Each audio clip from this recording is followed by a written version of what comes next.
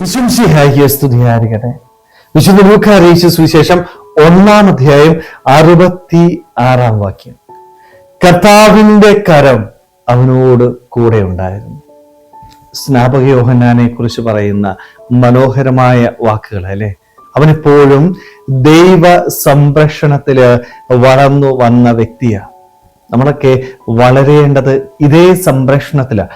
ദൈവത്തിന്റെ സംരക്ഷണത്തില് നാമും നമ്മുടെ കുടുംബവും നമ്മുടെ മക്കളും വളർന്നു വരുവാനായിട്ട് ഇടയാവണം. ഇതാ നമ്മുടെ ജീവിതത്തിന്റെയൊക്കെ സംരക്ഷണം എന്ന് പറയുന്നത് ഈ ദൈവമാണ്.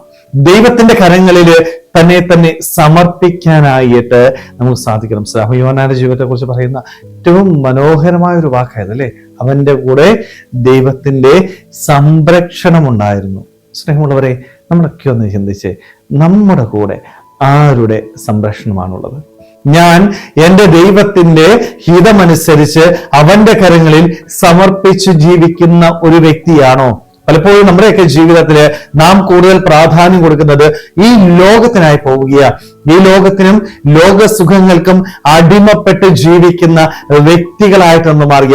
ദൈവത്തെ മാറ്റി നിർത്തി, ദൈവ സംരക്ഷണത്തെ മാറ്റി നിർത്തിക്കൊണ്ട് ഭൗമികമായ പല സംരക്ഷണങ്ങൾക്കും പ്രാധാന്യം കൊടുത്ത് ജീവിക്കുന്ന വ്യക്തികളായിട്ട് മാറുക. ഓർക്കുക, ചിലപ്പോൾ ചിലര് പണത്തിന് പ്രാധാന്യം കൊടുത്ത് അതിന്റെ സംരക്ഷണത്തിൽ ജീവിക്കുന്നവരുണ്ട്.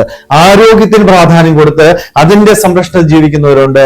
സുഖ സൗകര്യങ്ങൾക്ക് പ്രാധാന്യം കൊടുത്ത് അതിന്റെ സംരക്ഷണത്തിൽ ജീവിക്കുന്നവരുണ്ട്. എന്നാൽ യഥാർത്ഥത്തില് ഞാൻ ആർക്കാ പ്രാധാന്യം കൊടുക്കേണ്ടത്? ഞാൻ എൻ്റെ ജീവിതത്തില് എൻ്റെ ദൈവത്തിന് പ്രാധാന്യം കൊടുക്കുവാനായിട്ട് തയ്യാറാവണം. അവന്റെ സംരക്ഷണത്തില് ജീവിക്കുവാനായിട്ട് സാധിക്കുമ്പോഴാണ് എൻ്റെ ജീവിതം അതിന്റെ പൂർണ്ണതയിലെത്തുക. അത് ഞാൻ എന്താ ചെയ്യേണ്ടത്? ഞാൻ എൻ്റെ ജീവിതം ദൈവകരങ്ങളിലേക്ക് സമർപ്പിക്കാനായിട്ട് തയ്യാറാവണം. എൻ്റെ ജീവിതം ദൈവകരങ്ങളിലേക്ക് സമർപ്പിക്കാതെ അവന്റെ സംരക്ഷണത്തില് ജീവിക്കുവാനായിട്ട് എനിക്ക് സാധിക്കത്തില്ല.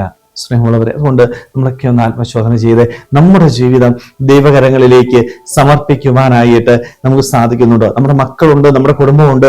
ഇവരെ ഞാൻ ആർക്ക് സമർപ്പിച്ചാ ജീവിക്കുന്നത്?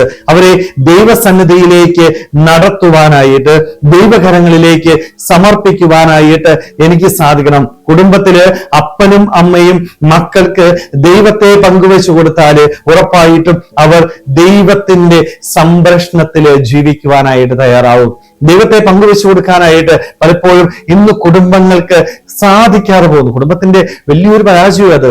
മക്കളെ നഷ്ടപ്പെടുന്നുണ്ടെങ്കിൽ, മക്കള് പല ദുസ്വഭാവങ്ങൾക്ക് അടിമപ്പെടുന്നുണ്ടെങ്കിൽ അതിന് പ്രധാന കാരണം എന്ന് പറയുന്നത് കുടുംബത്തിൽ നിന്ന് മാതാപിതാക്കൾ ഈശോയെ പങ്കുവെച്ചു കൊടുക്കാനായിട്ട് തയ്യാറാവുന്നില്ല എന്നുള്ളതാണ്.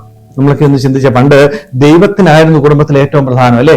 പ്രാർത്ഥന കഴിഞ്ഞിട്ട് മറ്റു പല കാര്യങ്ങളുണ്ടായത്. പക്ഷെ ഇന്ന് ഈ പ്രാധാന്യം കുറഞ്ഞപ്പോൾ, മക്കളെ ദൈവത്തിലേക്ക് അടുപ്പിക്കുന്നതിൽ നിന്ന് അകന്നു നിന്നപ്പോൾ കുടുംബം തെറ്റിലേക്ക്, മക്കൾ പാപത്തിലേക്ക് വീഴാനായിട്ട് ഇടയായി. സ്നേഹമുള്ളവരെ, അതുകൊണ്ട് നമുക്കും നമ്മുടെ മക്കൾക്കും ദൈവത്തെ പങ്കുവെച്ചു കൊടുക്കാനായിട്ട്, ദൈവസന്നിധിയിലേക്ക് അവരെ നയിക്കാനായിട്ട്, ദൈവത്തിന്റെ സംരക്ഷണത്തില് അവരെ തന്നെ പൂർണ്ണമായിട്ട് വിട്ടുകൊടുത്തുകൊണ്ട് ദൈവത്തിന്റെ കരം എപ്പോഴും അവരുടെ കൂടെ ഉണ്ടായിരിക്കണം. ഈ ഒരു ലക്ഷ്യത്തോടു കൂടി മക്കളെ വളർത്തുവാനായിട്ട് നമ്മൾ ഓരോരുത്തർക്കും ആത്മാർത്ഥമായിട്ട് ആഗ്രഹിക്കാൻ ശ്രമിക്കുക.